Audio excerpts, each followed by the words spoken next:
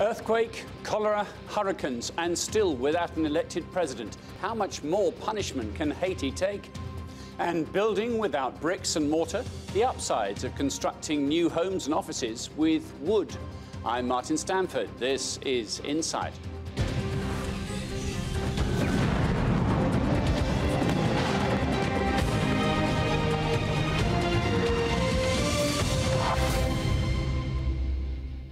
Welcome to Insight. Dateline Haiti, 2010. First, a devastating earthquake. Just months later, an even more devastating outbreak of cholera. And now, 5 years on, more death and destruction wrought by Hurricane Matthew. To add to the country's woes, it's facing political upheaval too.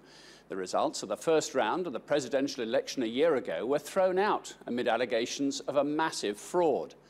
And now, the much-delayed second round of voting that should have taken place this coming Sunday has been postponed indefinitely. It's a country equally synonymous with natural disasters and brutal dictators as it is with the vibrant music of voodoo drums and a unique blend of Afro-European culture. Haiti, along with its eastern neighbour, the Dominican Republic, are the two nations that comprise the Caribbean island of Hispaniola. But with 32 state coup in its 200-year history, it's political instability that's continued to hamper Haiti's progress into the 21st century. The island nation was ruled with an iron fist for nearly 3 decades by François Duvalier, nicknamed by Haitians as Papa Doc. His son, Jean-Claude Duvalier, inherited his father's title of President for life, ruling the country until 1986. Under the Duvaliers, a special paramilitary force called the Tonton Macoute raped, murdered and in some cases burnt alive anyone who dared challenge the status quo. Fast forward 30 years after Jean-Claude Duvalier was overthrown in a popular uprising, and politics in Haiti remains as tumultuous as ever. The country will hold its second presidential election in as many years on October the 9th. The results of the first were thrown out amid allegations of a massive fraud, and as the interim government repeatedly rescheduled and cancelled numerous runoffs, violent protests broke out in the streets. Opposition protesters were demanding the country's interim President Jacques Prévert set a new election date. None of this was welcomed in Washington, who'd already stumped up $33 million to ensure the first vote was free and fair. The Americans refused to bankroll the second election, and President Prévert has now been forced to earmark $55 million to ensure greater transparency this time around. Who are the front-runners in this election when finally it is staged? Well, there are at least 27 candidates running. Only 4 received more than 5% of the popular vote last October. Here's a few of them. Joneval Moïse won, nearly taking 33% of the vote, but he's facing allegations of corruption and money laundering. He denies them.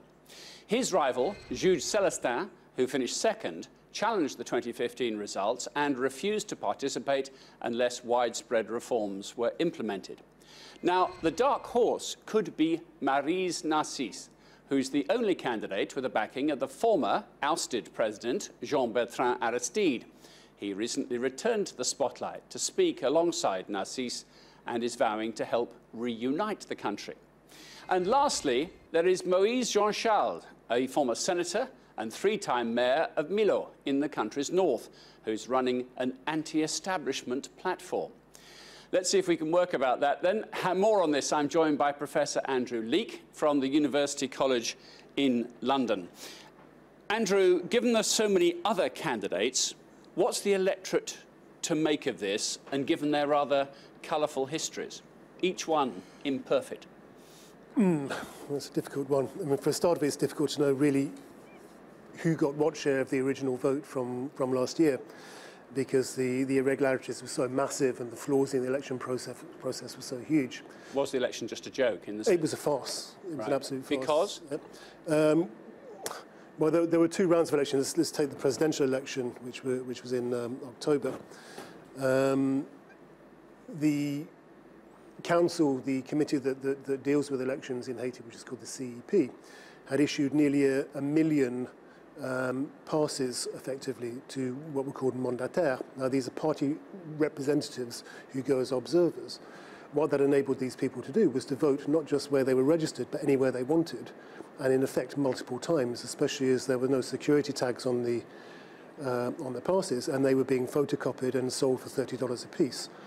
Now, when there was a thorough investigation of this, an independent verification commission investigation this year, in April, May, they concluded that up to 40% of the votes cast were what they called zombie votes. Right. 40% of the total. So it was a votes. meaningless poll. Totally Absolutely meaningless. Yeah. Did every candidate agree that it was a meaningless poll and that the system was broken? No. The one candidate who thought that the poll had been meaningful and fair and free was the Martelly candidate, Jovenel Moïse. He was the one candidate who said, well, we should just have a runoff between myself and the second-place candidate.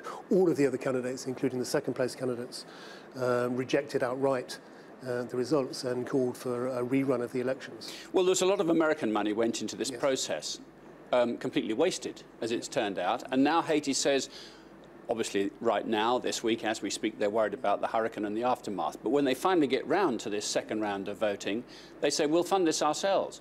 How are they going to put structures in place to create a believable democratic outcome?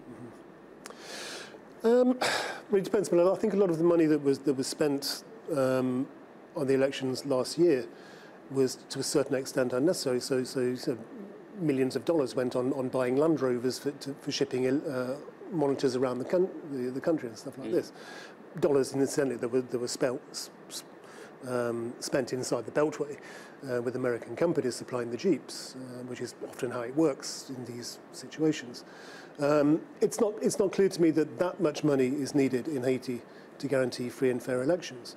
You need to ensure security in the polling stations. Of course. You need to ensure a minimum of privacy in the polling stations, which certainly wasn't the case in the elections last year. What about the actual data on the electorate? Is that reliable? Do you have, enough data, reliable data, to know who is who in the country, who hasn't passed away, and you're using, a dead person's polling card and all this kind of thing? Exactly. This comes back to my point about zombie voters. There are, I think, now 6.1 million registered voters for these elections.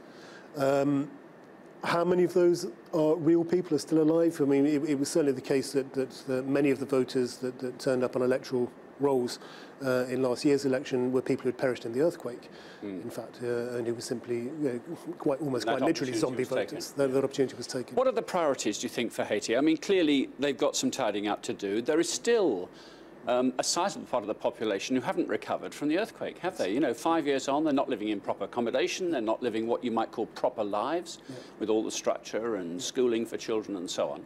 There's a huge mountain to climb for the country, whoever's in charge, isn't there? Yeah, a massive mountain to climb, the earthquake, in fact, created new shantytowns, massive shantytowns to the north of Port-au-Prince, for example, where there are no amenities whatsoever, no water, no sanitation, no schooling, no work, nothing. And these were people who were basically turfed out of temporary camps, which was on land that was then repossessed by the owners or by the state. It's because the world gets tired, in a sense, that, OK, everybody drafts in a bit of aid and all the aid agencies turn up there and maybe people in Western nations will give a bit of money. Yeah. But then disinterest creeps in as the problem goes on and on. Yeah, and the funding just isn't there to support them anymore. I think so. There's it's donor fatigue, I think, is the term that's used.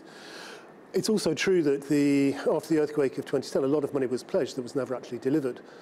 And how that money, the money that was delivered, was used